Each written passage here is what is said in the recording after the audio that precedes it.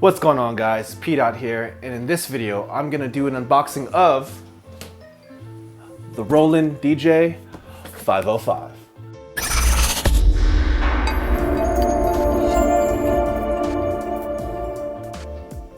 The Roland DJ-505 is a 2-channel Serato DJ, now Serato DJ Pro controller that also includes the Roland TRS drum machine on the top. Like its big brother, the Roland DJ-808, not only does it have the regular Serato sampler, but it has this TRS drum machine as well as a sequencer as well, where not only can you sequence the actual 808, 909 and other drum sounds, but you can also sequence the sounds inside of your Serato sampler as well.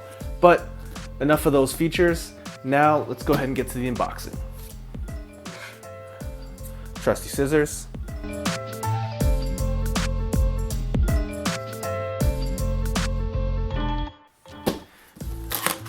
Let's open this box up.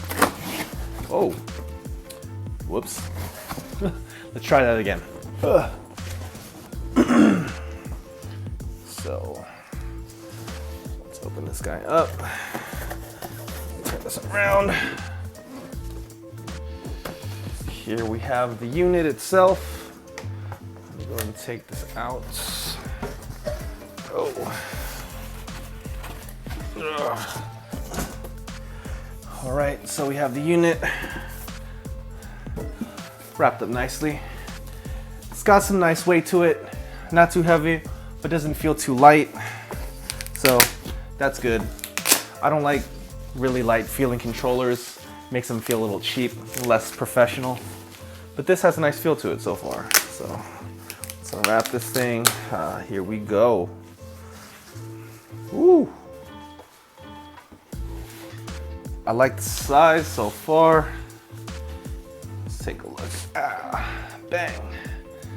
The Roland DJ-505. So it has that classic Serato DJ layout, 8 pads, effects at the top, 4 knobs, 3 effects knobs and the timing knob, as well as your usual Serato mixer section. So gains, 3-band EQ, as well as a dual filter, low pass, high pass. And yeah, I like the feel of this so far. One thing I'll say is that I'm not a fan of the shorter pitch faders. It has a center click, which is nice. Some pitch faders on controllers don't have that. Like I mentioned, I'm not a fan of the shorter pitch faders that you find on a lot of the controllers of this size or smaller. But I'm also not a fan of carrying a bigger controller, because that kind of defeats the purpose of having something like this. Unless you're really a mobile DJ that's going to be, carrying your controller in a flight case and taking it to mobile gigs, where that bigger footprint makes more sense because that's your only setup. I mean, I'm the kind of DJ that likes to beat match manually, so having this be shorter means I can't get as precise, which, I mean, doesn't really matter because you can just nudge it into place and it'll be fine. But having a longer throw pitch fader is always nicer. But I like these. These aren't really that short. I've mixed on shorter pitch faders, so this shouldn't be an issue. I love the feel of these jog wheels. They're a little bit tighter than the Pioneer jog wheels, and straight from the mouth of Serato, these are actually the tightest as far as control goes. So these are going to give you the best control and the best response. And I played on Roland controllers before, and they pretty much all have the same jog wheels, at least the 505 and the 808, and I can confirm that these feel great to play on.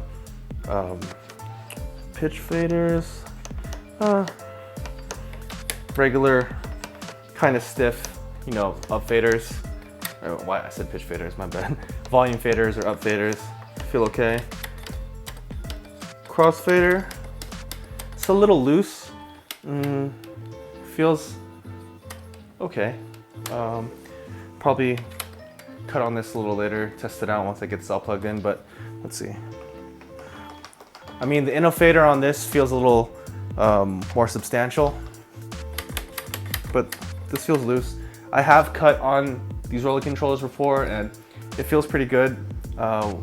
other DJs that I know have said that it takes a little bit getting used to. So I'll probably put some time in, make sure I'm familiar and used to cutting on this as well, because I do like to cut while I mix. Oh, another cool feature, even though this is a 2-channel controller, you do have buttons here to control decks 3 and 4 as well, so you can get 4-deck control, which is nice. But I mean, I really don't mix more than 2 decks. I do, well, I shouldn't say I do. I will be mixing this in. This is the TRS drum machine at the top that has your normal 808 style sequencer section.